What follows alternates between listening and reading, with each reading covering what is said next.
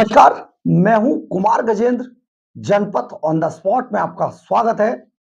हमारे एक दूसरे social media platform podcast with Kumar Gajendra में भी आपका स्वागत है, जहां आप हमें सुन सकते हैं। दिल्ली भी अब झारखंड के रास्ते पर, पश्चिम बंगाल के रास्ते पर चल निकली थी। दरअसल दिल्ली के मुख्यमंत्री अरविंद केजरीवाल को जब ये लगने लगा कि दिल्ली के अंदर उनकी पार्टी का सुपड़ा साफ होने वाला है, तो केजरीवाल ने मन ही मन चुपके चुपके सबसे छिपकर एक ऐसी प्लानिंग बना डाली जो शायद दिल्ली को बहुत महंगी पड़ने वाली थी। लेकिन क्या करें, इन एलजी महोदय का हर बात में ये अरविंद केजरीवाल की सारी चोरी पकड़ लेते हैं।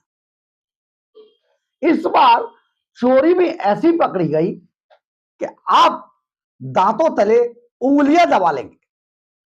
दरअसल हुआ क्या, जिस तरीके से बंगाल के अंदर ममता बनर्जी और टीएमसी यानी कि तृणमूल कांग्रेस और ममता बनर्जी की पूरी राजनीति घुसपैठियों के ऊपर टिकी हुई है, और इन घुसपैठियों के दम पर ममता बनर्जी लगातार सत्ता के सिंहासन पर बैठी हुई है और बेहद मजबूत है। और ये जो ममता बनर्जी हैं, कम से कम आधा बांग्लादेश बंगाल के अंदर आ बसा है, रोहिंग्या आकर बस गए हैं, और इनको सरकार सारी सुविधाओं के अलावा इन लोगों को बंगाल की नागरिकता दिलाती रहती है। चुपके चुपके सारा खेल चलता रहता है। कोई कुछ भी कहे, सरकार बोले, गृह मंत्री बोले, गृह मंत्रालय बोले, एजेंसियां बोले, सुरक्षा एजेंसियां बोले, खुफिया एजेंसियां बोले, ममता बनर्जी अपना काम लगातार करती रहती है। यही हाल झारखंड के अंदर भी हो रहा था।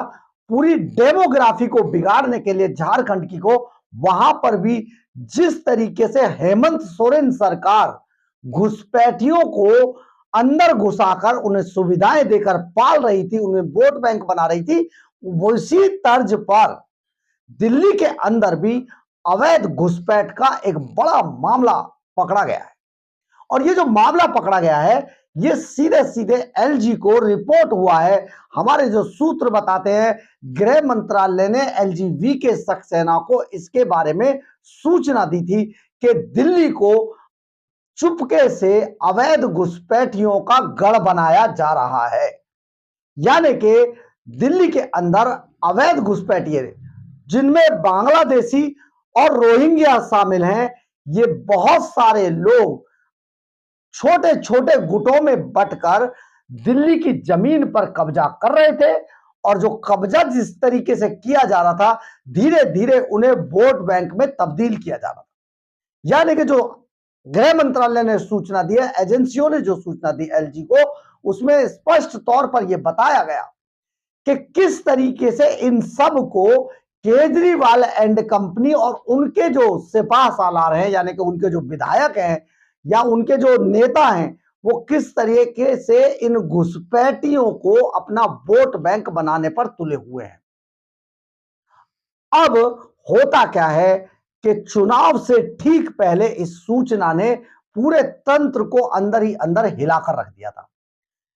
इसी बात को मद्देनजर रखते हुए एलजी के सक्सेना ने आज दिल्ली के पुलिस कमिश्नर, एमसीडी के कमिश्नर, एनडीएमसी के कमिश्नर और दिल्ली के चीफ सेक्रेटरी को एक पत्र लिख दिया।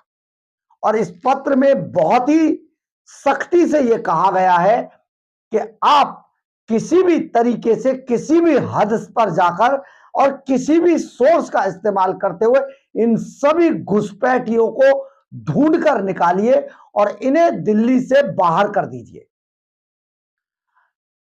अब इसमें एक पूरा नियम है।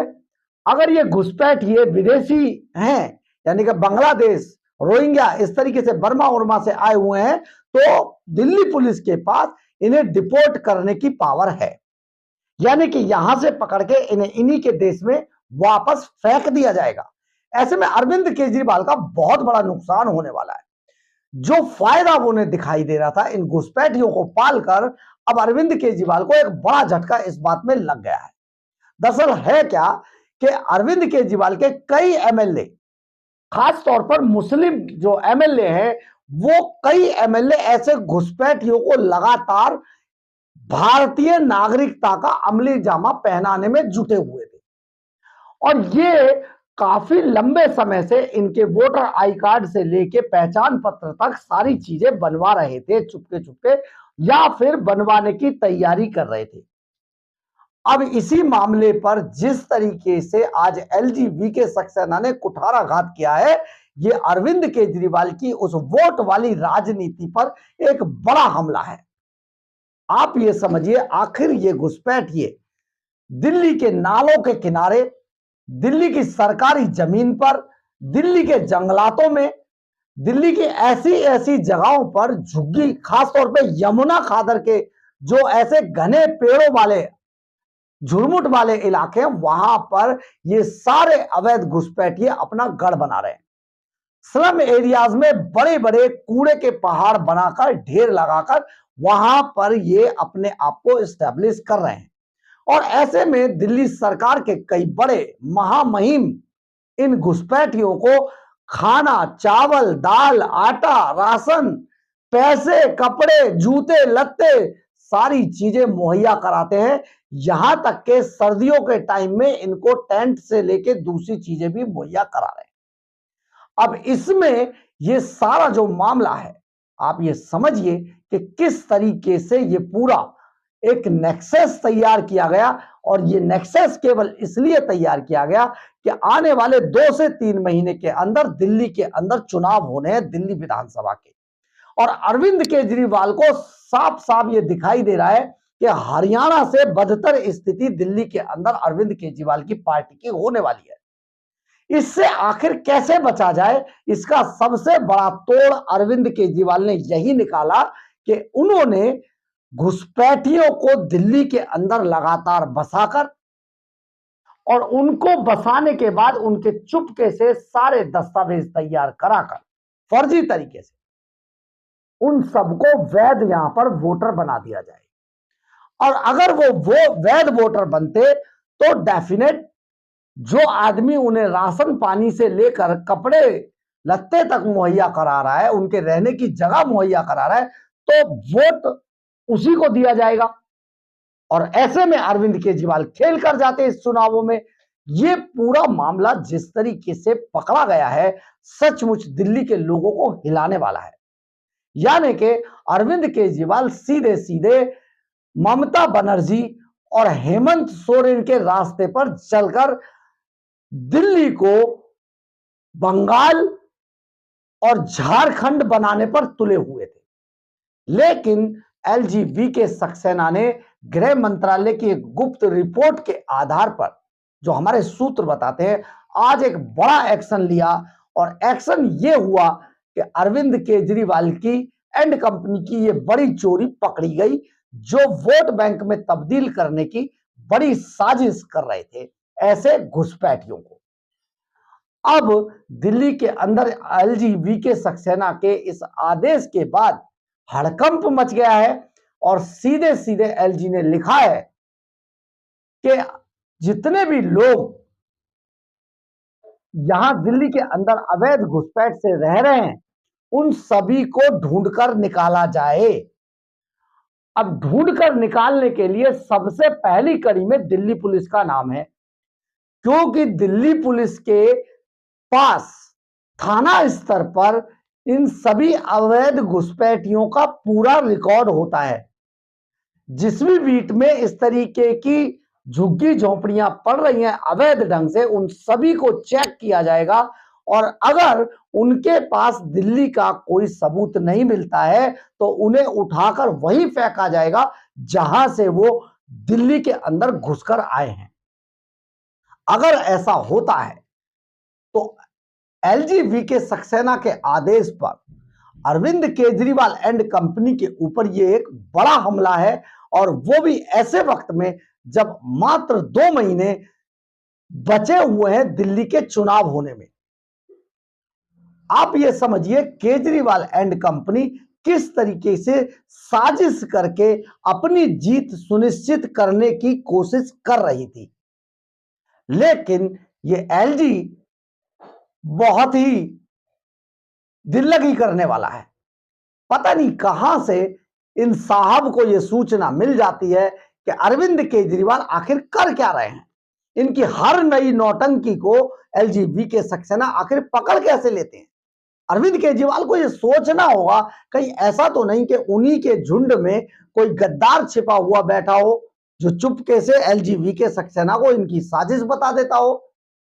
हमें तो लगता है कि खुद स्वाति मालीवाल जैसी तरह ही हो सकता है आतिशी एलजीबी सक्सेना की मुखबरी कर रही हो, कैलाश गहलोत कर रहे होंगे, और यह भी हो सकता है कि मैडम सीएम सुनीता केजरीवाल इस साजिश में शामिल हो, क्योंकि उन्हें भी एक बार को तो मुख्यमंत्री बनना ही है।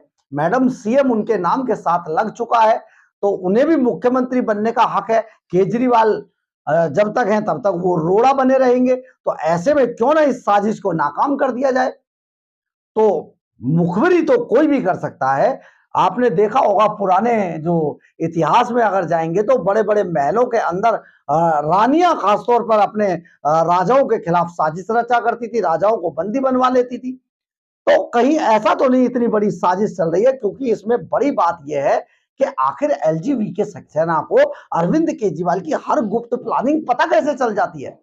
केजरीवाल को अपनी ये पूरा स्ट्रेटेजी बदलनी होगी, क्योंकि इस तरीके से तो केजरीवाल की पूरी राजनीति को खत्म कर दिया जाएगा।